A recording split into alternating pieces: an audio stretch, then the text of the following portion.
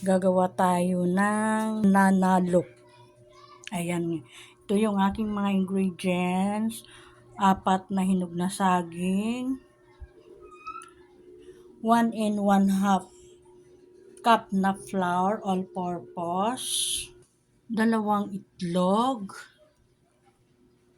1/2 sugar, 1 cup white sugar,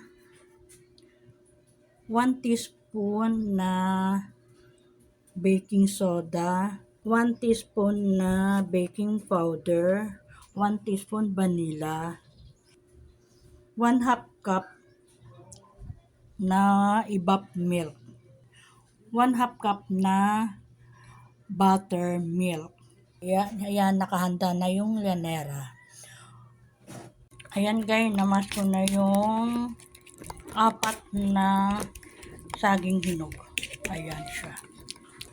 Ihalo na natin guys yung mga dry sugar, white sugar at saka yung baking powder. Ayan, saka baking soda, salt, evap milk, yan, egg,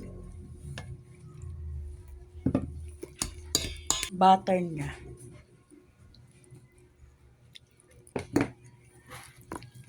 Then, ibuhos na natin yung ating na-crush na namas na banana. Ayan. Haluin lang natin guys, nang haluin. Mix lang natin yung mixture.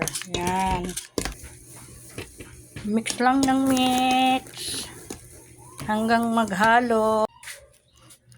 Eto na guys, 5 llanera ang nagawa ko. Ayan. Lutuin na natin. Lalagay ko na sa steamer. Steam lang natin siya guys ng 40 to 45 minutes. At katamtamang apoy lang. Kaya ko siya nilagyan ng tela para yung moist niya hindi siya pupunta doon sa cake. Ayan na guys, so umalsa na siya. Mas maganda sana kung merong chocolate na nakalagay dyan. Ayan. Ayan ay plain talaga, plain lang. Wala akong available na chocolate. Nag-crave lang talaga ako kaya gusto kong kumain ng banana cake na simple lang. Hindi sa oven, kundi sa steamer lang. Ayan, ayan na lang ang natira.